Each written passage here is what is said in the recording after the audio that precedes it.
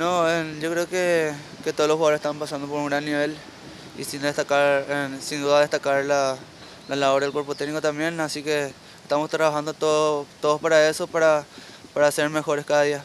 Ahora Guaraní es el equipo al que todos quieren ganar, Iván, ¿eh?